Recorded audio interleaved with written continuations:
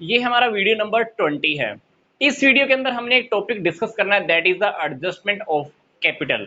एक partner retire होकर जा रहा है और रिटायर होने के बाद जो बाकी के पार्टनर बच गए हैं वो क्या कह रहे हैं, कि हम अपनी कैपिटल को एडजस्ट करना चाहते हैं न्यू रेशो के अकॉर्डिंग। तो हम पहले एक क्वेश्चन है इसकी स्टेटमेंट देख लेते हैं। इस स्टेटमेंट के अकॉर्डिंग हम आगे वाले जो हमारे प्रैक्टिकल क्वेश्चंस आने वाले हैं फुल फ्लैश, जिसमें हमको रीवैल्यूएशन अकाउंट बनाना है, कैपिटल अकाउंट बनाना है, बैलेंस शीट भी बनानी है, वो सारे क्वेश्चन हम अच्छे से सोल्व कर पाएंगे। तो उन क्वेश्चंस को सोल्व करने से पहले हम ये छोटी सी स्टेटमेंट को हैंडल करना सीख लेते हैं। तो ए बी सी 3 पार्टनर है, ए फर्म से रिटायर हो रहा है। अब ए फर्म से रिटायर हो रहा है तो ए की रिटायर होने के बाद मान लो अपने पास रीवैल्यूएशन अकाउंट बन गया है, कैपिटल अकाउंट बन गया है, कैपिटल अकाउंट की बैलेंस सीडी आ चुकी है। मान लो ए को हम मान लो सब अमाउंट दे चुके हैं, सारी एडजस्टमेंट हो चुकी हैं। सारी एडजस्टमेंट होने के बाद हमको पता लगता है कि ए की कैपिटल है 1,40,000, बी की कैपिटल है 1,00,000। मैं आपको फिर से बोल रहा हूं, सारी एडजस्टमेंट हो चुकी हैं। ए को मान लो हमने फर्म से भेज दिया है, ठीक है। बी की कैपिटल है एडजस्टमेंट होने के बाद 1,40,000, सी की कैपिटल है एडजस्टमेंट होने के बाद 1,00,000 रुपए। अब बी और सी ने डिसाइड किया है कि जो हमारी ये कैपिटल हमको दिखाई दे रही है सारी एडजस्टमेंट के बाद, हमको ये कैपिटल फिर से एडजस्ट करनी है, सेट करनी है। कैसे सेट करनी है? अपने प्रॉफिट शेयरिंग रेशो के बेस पर। पहले तो क्वेश्चन में ध्यान से ये देखियो, हमको इस क्वेश्चन के अंदर new profit sharing ratio given नहीं है। हम क्या करेंगे, ए की रिटायरमेंट के बाद जो नया प्रॉफिट शेयरिंग रेशो है क्या कंसीडर करेंगे? 2:1। हमको नया प्रॉफिट शेयरिंग रेशो बी और सी का मानकर चलना है 2:1, क्योंकि पीछे वाली वीडियोस के अंदर मैंने आपको बताया है जब एक पार्टनर चला जाता है क्वेश्चन के अंदर, अगर न्यू प्रॉफिट शेयरिंग रेशो हमको नहीं दिया हुआ तो न्यू रेशो भी हम यही मानते हैं और गेनिंग रेशो भी यही मानते हैं। तो हमको इस क्वेश्चन में क्या चाहिए? New ratio. New ratio B और सी का क्या माना जाएगा? 2:1।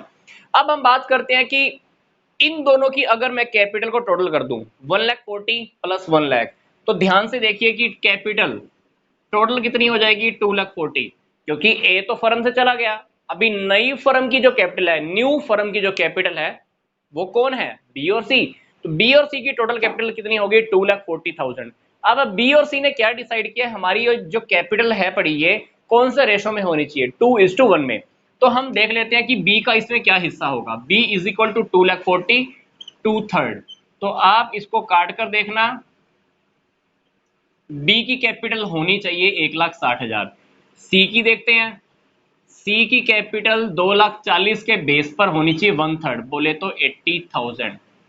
इनकी न्यू कैपिटल इतनी होनी चाहिए, कितनी?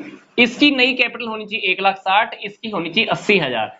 अब ध्यान से देखिए क्वेश्चन में, हमारा क्वेश्चन एंड तक पहुंच चुका है और बी की कैपिटल है कितनी? 1,40,000। होनी कितनी चाहिए? 1,60,000। तो बी क्या करेगा? 20,000 रुपए लेकर आएगा, प्लस 20,000 बी लेकर आएगा। सी का देखिए, सी की कैपिटल सारी एडजस्टमेंट होने के बाद कितनी है? 1,00,000 रुपए। अब सी की कैपिटल नई फर्म के अकॉर्डिंग कितनी होनी चाहिए? 80,000। तो अल्टीमेटली सी क्या करेगा? फर्म में से 20,000 रुपए क्या कर लेगा? विड्रॉ कर लेगा। अब ये क्वेश्चन के अंदर अपने को क्लियर हो गया कि किसने कितनी कैपिटल लानी है और कितनी कैपिटल लेके जानी है। क्वेश्चन के अंदर मान लो आपको जर्नल एंट्री करने के लिए कह दिया जाए, तो यहां पर ध्यान से देखिए, बी की कैपिटल इंक्रीज होनी है और अगर पार्टनर ने अपनी कैपिटल इंक्रीज करानी है तो उसको पेमेंट लेके आनी पड़ेगी। बी अमाउंट लेकर आएगा, बैंक अकाउंट डेबिट 20,000। किसकी कैपिटल इंक्रीज कर रहे हैं 20,000 से? बी की। To B capital account. अब सी ने 20,000 निकालने हैं, तो क्या करो, सी की कैपिटल आप कम कर दो, C capital account debit to bank account. कितने अमाउंट से? 20,000 से। तो 20,000 से डेबिट, 20,000 से आप क्रेडिट कर दीजिए, ठीक है। तो ये पार्टनर्स क्या करते हैं, एक पार्टनर की रिटायर होने के बाद डिसाइड कर लेते हैं कि हमारी कैपिटल इतनी होनी चाहिए। वो डिसीजन कैसे लेंगे?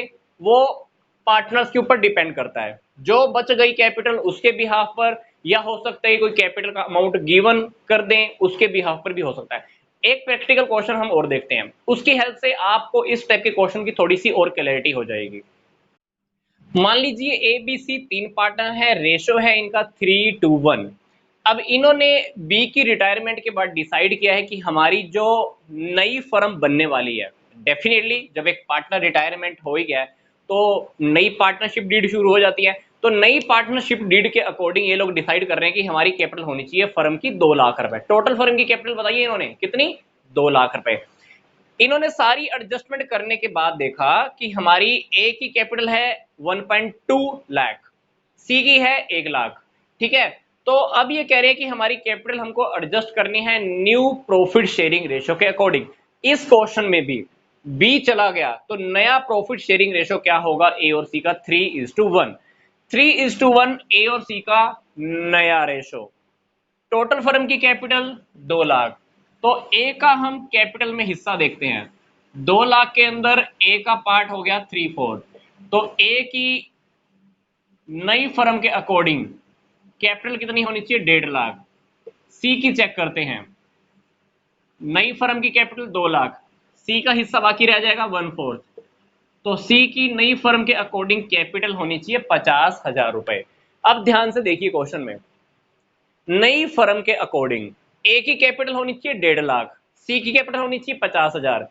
सारी एडजस्टमेंट करने के बाद ए की रखी कितनी हुई है, 1,20,000, होनी कितनी चाहिए 50,000।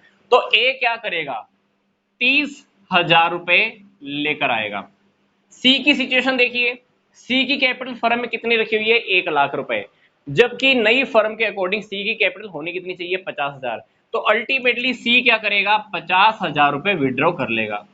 अब इसी तरह से मान लो हमको जब जर्नल एंट्री करनी हो, तो जर्नल एंट्री के अंदर आपको बिल्कुल क्लियर ये बात समझ में आ रही है कि ए ने क्या करने हैं, 30,000 लेकर आने हैं। तो क्या एंट्री हो जाएगी, बैंक अकाउंट डेबिट, कितना अमाउंट है 30,000, टू एज कैपिटल अकाउंट। सी 50,000 निकाल लेगा, सी की कैपिटल अब कम कर दीजिए, मतलब डेबिट, टू बैंक अकाउंट, कितना अमाउंट निकालना है इसने, 50,000 रुपए। तो किसी भी पार्टनर के जाने के बाद जब भी बाकी के बचे हुए पार्टनर अपनी कैपिटल को एडजस्ट करते हैं, तो एडजस्ट कैसे करेंगे, हो सकता है कि किसी को अमाउंट लेके आना पड़े, हो सकता है कि किसी को अमाउंट फर्म से विड्रॉ करना पड़े। तो हम क्या करेंगे, इस टाइप के क्वेश्चन के अंदर हम इस तरह से ही सेटिंग्स करेंगे। ये आपका एक उन क्वेश्चंस का बेस है जो आगे आपके क्वेश्चंस आने वाले हैं। उन क्वेश्चंस के अंदर क्या होगा, रीवैल्यूएशन अकाउंट हमारा बन चुका होगा, कैपिटल अकाउंट में हम पहुंच चुके होंगे, सारी एडजस्टमेंट हो चुकी होंगी, बैलेंस सीडी तक हम पहुंच चुके होंगे, तब हमको इस टाइप की इक्वेशन को सोल्व करना है। तब पार्टनर्स के सामने ये सिचुएशन आएगी, हमको तब जाकर ये टॉपिक अप्लाई करना है, उसके बाद हमारा बैलेंस शीट वही सिंपल वे में रेडी हो जाएगा। तो मिलते हैं जल्दी से नेक्स्ट वीडियो में। तो यहां तक का वीडियो देखने के लिए आपका धन्यवाद।